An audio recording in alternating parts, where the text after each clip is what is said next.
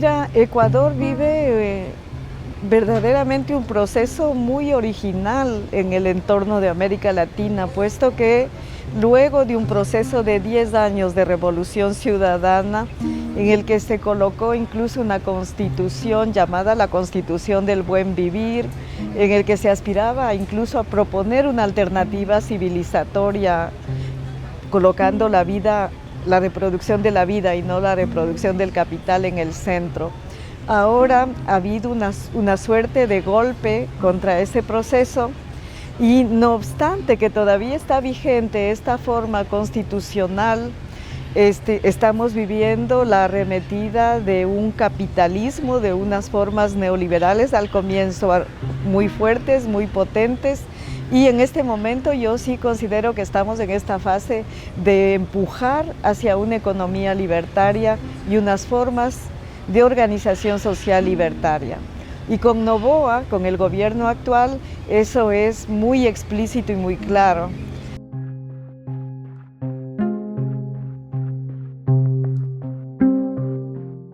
Estados Unidos ha invertido muchos esfuerzos.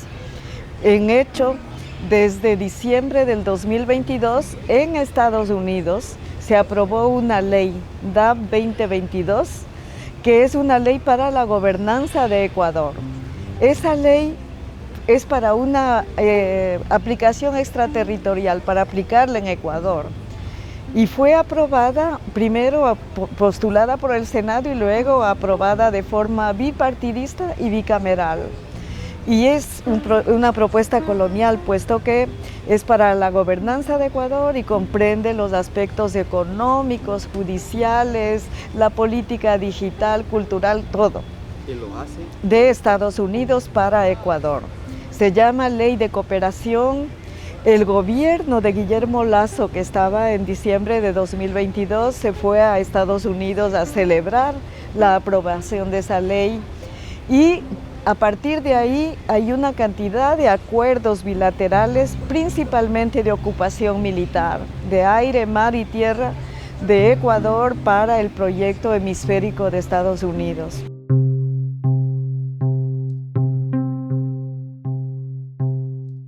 El golpe blando en el que estamos viviendo está impulsando todo lo que sucede en el país, no solo hacia el contrario, sino hacia un experimento que de concretarse podría ser de un gran peligro para toda América Latina, puesto que viene de la mano de un proyecto hemisférico foráneo que no está interesado solo en Ecuador, sino en la región latinoamericana, en la zona del Pacífico y en más que eso como lo conocemos. Para lo que pasa tanto en Colombia como en Ecuador y en todos los intentos de cambio estructural que están sobre la mesa e incluso del progresismo latinoamericano, hay una situación.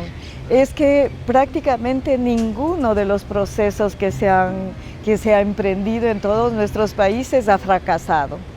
Todos los intentos progresistas y de izquierda han tenido resultados muy exitosos. Ese fue el caso de la Revolución Ciudadana en Ecuador, de todo lo que estamos mencionando aquí. En México estamos viendo cómo el gobierno de López Obrador sale con 98% de la agenda cumplida y una adhesión popular importantísima. En Brasil vimos cómo el gobierno de Lula, antes de que empiecen el OFER, tenía una amplísima simpatía popular e incluso fue reconocido como un estadista mundial. Y así podemos mencionar todos y cada uno. Es decir, el capitalismo, el neoliberalismo, los proyectos libertarios se instalan por la fuerza en América Latina. Ninguno se instala por la voluntad popular.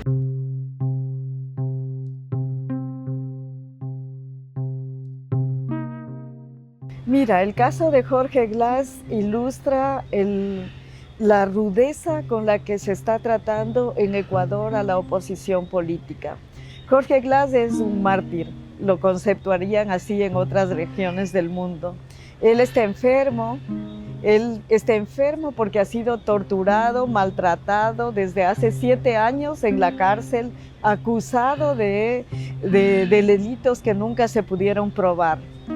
Y en este momento él está en una cárcel de alta seguridad con los mayores delincuentes en situación de peligro por eso y por las condiciones de encarcelamiento. Está enfermo. En fin, ha llegado a una situación extrema Jorge Glass en la que es urgente que encontremos una solución humanitaria. Hay que decir que Jorge Glass está en esa situación porque él lideró una propuesta de cambio de matriz productiva que implicaba, por ejemplo, la soberanía energética del país y logró hacer desarrollos de una infraestructura que implicaron que el país pueda abastecerse en electricidad, por ejemplo, y ya no necesitemos comprar electricidad de las corporaciones vecinas. Y así, para dar un ejemplo de lo que hizo Jorge Glass en el país y de cuál era la propuesta para continuar en el poder.